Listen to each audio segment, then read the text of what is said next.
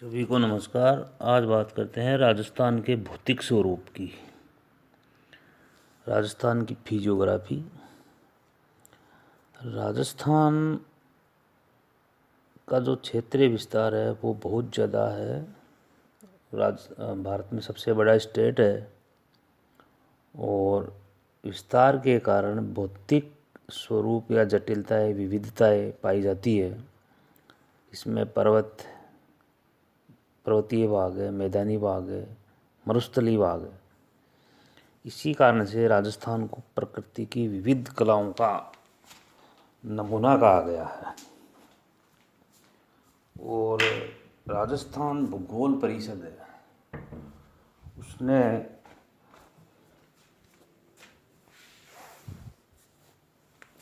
राजस्थान को मरु, मेरु और माल का नाम दिया है। जो मरुस्थल अरावली पर्वत समूह और मैदान को स्पष्ट करते हैं। इसकी भूआकृति अर्थशैल समूह भूगर्भीय संरचना का जो प्रभाव है उस पर आंतरिक और बाह्य शक्तियों के कारण से हुआ है। राजस्थान विश्व के प्राचीनतम भूखंड गोंडवाना लैंड का ही एक अवशिष्ट भाग है।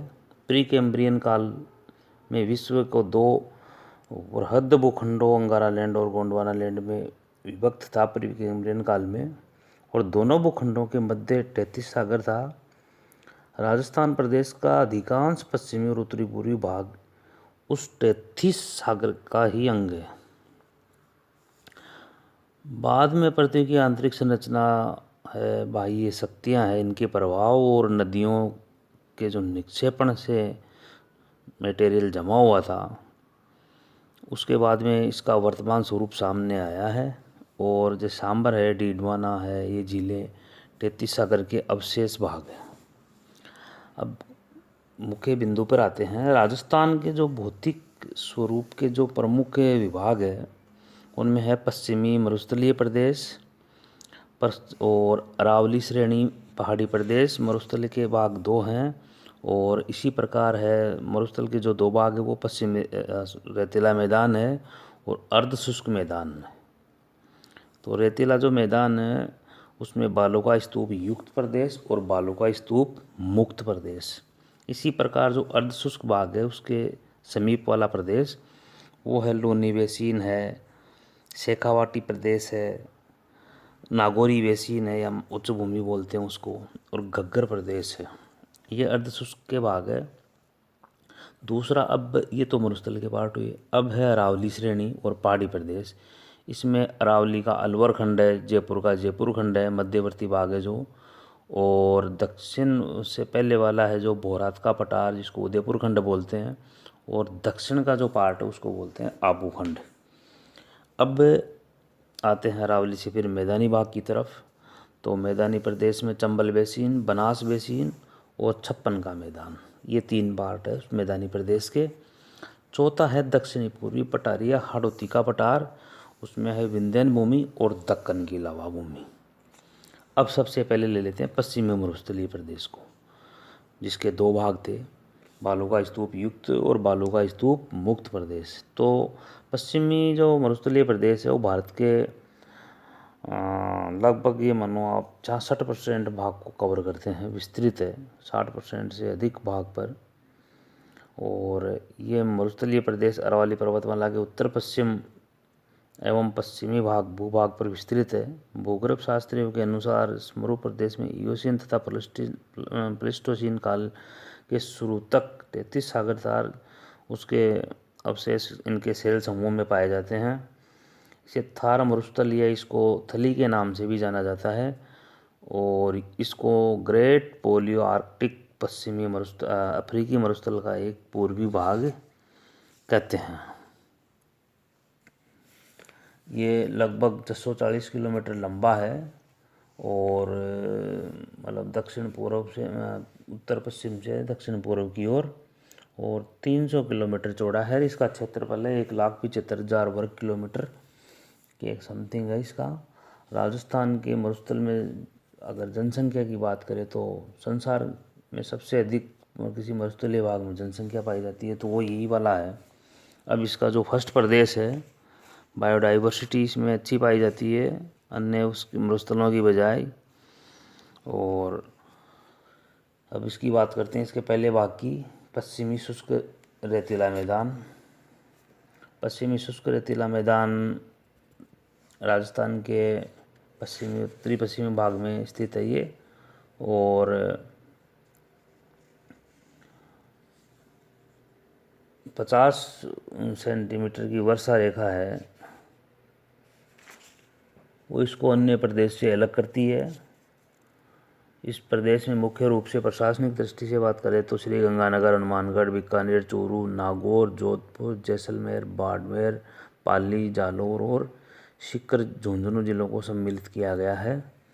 और इसकी सीमा भारत पाकिस्तान के मध्य अंतर्राष्ट्रीय सीमा बनाती है, रेड क्लिफ जिसको कहते हैं। उत्तरी सीमा पंजाब प्रांत द्वारा एवं दक्षिण पश्चिमी सीमा गुजरात, मध्य प्रदेश से इसको पृथक करती है। और समुद्र तल से इसकी औसत ऊंचाई 200 से 300 मीटर है। मुख्य इसकी नदी है वो लूनी नदी है।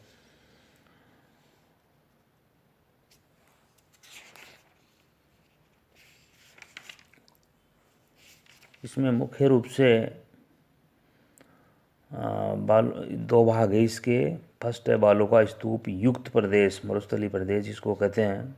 तो बालू का स्तूप वायु द्वारा अपर्दन और निक्षेपण का प्रतिफल है, जो मार्च से जुलाई तक अधिक मात्रा में सक्रिय रहता है। ये पश्चिम भूभाग पाकिस्तान की सीमा के सारे कच्छ की खाड़ी से पंजाब तक फैला हुआ है। इसको भारतीय महान मरुस्थल भी कहा जाता है। और यदि बालू का स्तूप पुराने और नए दोनों प्रकार के पाए जाते हैं इसमें, और कुछ मीटर से लेकर 60 मीटर से अधिक ऊंचाई तक के पाए जाते हैं। ये बालू का स्तूप 2 से 2 मीटर 60 मीटर की ऊंचाई यहाँ पर पवनों द्वारा धरातल पर परिवहन, अपर्दन और निक्षेपण का कार्य संपादित होने के कारण से इनका स्थल रूप निर्मित होता है। धरातलीय अपवाद अंतर पूर्णतया लगभग ये न के बराबर है। और बालू का स्तूप यहाँ पर जो पाए जाते हैं वो काफ़ी प्रकार के बालू का स्तूप है। पवनानुवर्ती या रेखीय बालू का स्तूप, और बरखान या अर्धचंद्राकार बालू का स्तूप। जो पवनानुवर्ती बालू का स्तूप है वो ये जोधपुर, रामगढ़, जैसलमेर में लंबवत रूप में समानांतर श्रेणियों में दिखाई देते हैं। ये बरखान प्रकार के जो बालू का स्तूप है इनकी ऊंचाई 10 से 20 मीटर तक होती है, चौड़ाई 100 से 200 मीटर तक होती है। और मुख्य रूप से जैसलमेर, सीकर की जो मेंढा नदी है, सूरतगढ़ है, लूणकरणसर है, करनी माता, बाड़मेर, ओसिया, जोधपुर में देखे जा सकते हैं। अनुप्रस्थ जो बालू का स्तूप है वो दीर्घकाल से हवा के एक ही दिशा में चलने के कारण से वायु के समकोण पर इस प्रकार के बालू का स्तूप बनते हैं। इनकी आकृति भी अर्धचंद्राकार प्रकार की होती है। मुख्य रूप से सूरतगढ़, चूरू, झुंझुनू, गंगानगर, रावतसर में ये मुख्य रूप से देखे जाते हैं। पैराबोलिक बालू का स्तूप है वो थार मरुस्थल में बालू का स्तूप इसी प्रकार के बहुमुखी पैराबोलिक बालू का स्तूपों से हटा पड़ा है। और वनस्पति और समतल मैदानी भागों के बीच में उत्पाटन से होता है इनका निर्माण। इनकी भुजाओं का निर्माण एक दूसरे के जुड़ाव से अनुप्रस्थ कटक का निर्माण होता है। और इसके अलावा है तारा बालू का स्तूप। तारा प्रकार के जो बालू का स्तूप है वो अनियमित पवनों के प्रवाह के कारण से होता है। ये भी जोधपुर के मेहरानगढ़ क्षेत्र में, जैसलमेर, पोखरण के, सूरतगढ़ में देखे जा सकते हैं। नेटवर्क बालू का स्तूप है। इसी प्रकार बरखान बालू का स्तूप है, अवरोधी बालू का स्तूप है। तो ये बालू का स्तूप मुख्य रूप से पाए जाते हैं। अगला है बालू का स्तूप मुक्त प्रदेश, इसी का भाग है। तो बालू का ये महान जो मरुस्थल क्षेत्र है इसमें बालुकाओं का कुछ क्षेत्र ऐसा भी है जहाँ पर बालू का स्तूप नहीं पाए जाते हैं। सारा क्षेत्र परतदार चट्टानों से ढका हुआ है, जो टर्सरी काल में से प्लीस्टोसीन काल तक की प्रक्रियाओं का निर्माण है। इसमें चूने की चट्टानें और सेल का प्रमुख मुख्य रूप से पाए जाते हैं। कई प्रकार के जोरासिक और मायोसीन काल के वनस्पति अवशेष भी मिलते हैं। और जैसलमेर में जो ये वनस्पति अवशेष मिलते हैं, तो जैसलमेर में ओकलवुड फॉसिल पार्क इसका एक अनूठा उदाहरण है। इस प्रदेश को बाड़मेर जैसलमेर का चट्टानी क्षेत्र भी कहते हैं। जैसलमेर के उत्तर और पोखरण के दक्षिण में बालू का पत्थरों से निर्मित चट्टानी मैदान को रन कहते हैं। इस प्रदेश के अवसादी शैल समूह में भूमिगत जल का अच्छा भंडार पाया जाता है और लाठीसीरी जिसका मुख्य उदाहरण है। इस प्रकार इन क्षेत्रों में टर्सरी कालीन चट्टानों में तेल के भंडार भी देखने को मिलते हैं। बहुत बहुत धन्यवाद। अगली बात करेंगे फिर दूसरे प्रदेश की।